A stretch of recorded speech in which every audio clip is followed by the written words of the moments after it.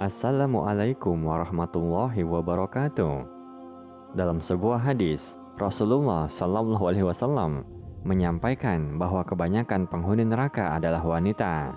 Walau demikian, neraka bisa menjadi tempat bagi banyak kaum laki-laki.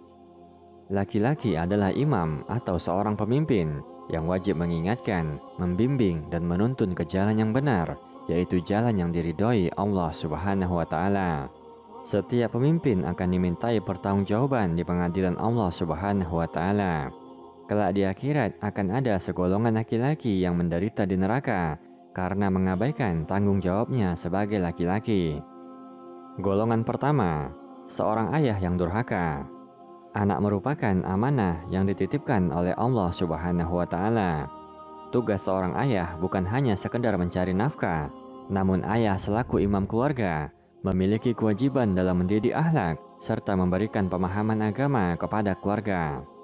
Rasulullah Shallallahu Alaihi Wasallam bersabda, "Setiap kamu adalah pemimpin, dan setiap pemimpin akan dimintai pertanggungjawaban terhadap apa yang dipimpin. Seorang laki-laki adalah pemimpin bagi anggota keluarganya, dan ia akan dimintai pertanggungjawaban terhadap apa yang telah dipimpinnya atas mereka." Seorang ayah yang tidak peduli dengan bagaimana anaknya berpakaian, membiarkan auratnya terbuka, tidak memberikan pendidikan agama seperti sholat, mengaji, serta mengizinkan anaknya pergi dengan laki-laki lain. Inilah yang dinamakan dayyuth, pemimpin keluarga yang membiarkan keluarganya bermaksiat tanpa mau mengingatkan. Rasulullah Shallallahu Alaihi Wasallam bersabda, ada 3 orang yang Allah haramkan masuk surga: pecandu khamar, durhaka pada orang tua, dan orang yang tidak memiliki sifat cemburu yang menyetujui perkara keji pada keluarganya. Hadis riwayat Ahmad. Dalam Al-Quran, Allah Ta'ala memberikan peringatan untuk menjaga diri dan keluarga dari pedihnya siksaan di neraka. Allah Ta'ala berfirman, "Hai orang-orang yang beriman, peliharalah dirimu dan keluargamu atas api neraka yang bahan bakarnya adalah manusia dan batu. Penjaganya malaikat-malaikat yang kasar, keras, dan tidak durhaka kepada Allah terhadap apa yang Dia perintahkan kepada mereka, dan selalu mengerjakan apa yang diperintahkan." Quran Surat At-Tahrim ayat 6. Seorang ayah merupakan benteng penjaga bagi putra-putrinya dari perbuatan maksiat dan dosa.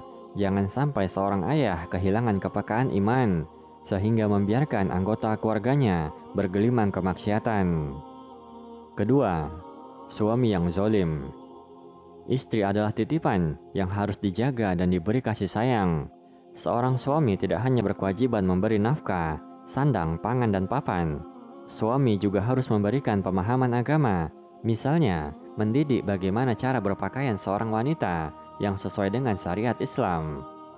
Suami yang tidak peduli dengan kemaksiatan istrinya, membiarkannya tidak sholat, tidak puasa Ramadan, tidak menutup aurat, serta membiarkannya ghibah, maka kelak sang istri akan menyeret suaminya ke neraka, meskipun suaminya rajin beribadah.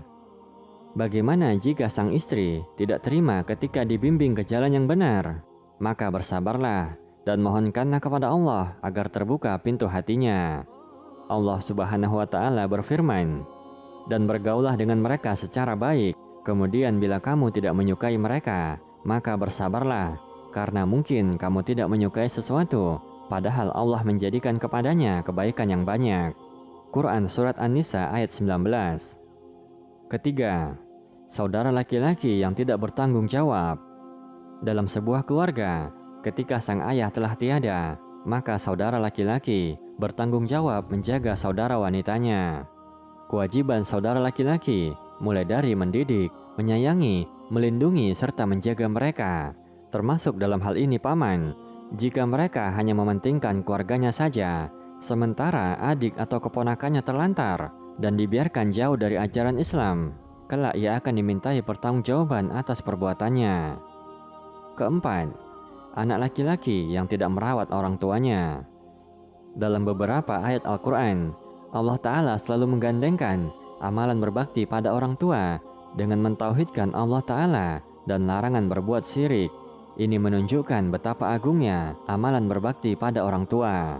Allah Subhanahu wa Ta'ala berfirman, "Sembahlah Allah dan janganlah kamu mempersekutukan Allah dengan sesuatu apapun. dan berbuat baiklah kepada kedua orang tua. Quran Surat An-Nisa ayat 36. Dalam Surat Al-An'am Allah Ta'ala berfirman, "Katakanlah, marilah kubacakan apa yang diharamkan Tuhan kepadamu, yaitu, janganlah kamu mempersekutukan sesuatu dengan Dia, berbuat baiklah kepada ibu bapa." Dalam Surat Al-Isra Allah Ta'ala berfirman, "Dan Tuhanmu telah memerintahkan supaya kamu jangan menyembah selain Dia, dan hendaklah kamu berbuat baik pada ibu bapamu dengan sebaik-baiknya." Secara khusus Islam menekankan hak ibu terhadap anak laki-laki kandungnya, bukan terhadap anak perempuan kandungnya. Karena setelah anak perempuan menikah, ia lebih berkewajiban mentaati suaminya dibanding ibunya.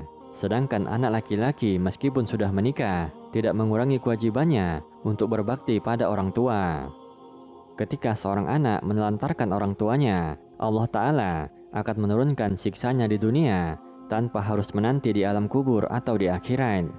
Bisa saja berupa disempitkan rezeki, anak yang sulit diatur, istri menyukai laki-laki lain, dan sebagainya. Maka penting bagi anak laki-laki untuk memperhatikan kedua orang tuanya. Demikian, wallahu a'lam.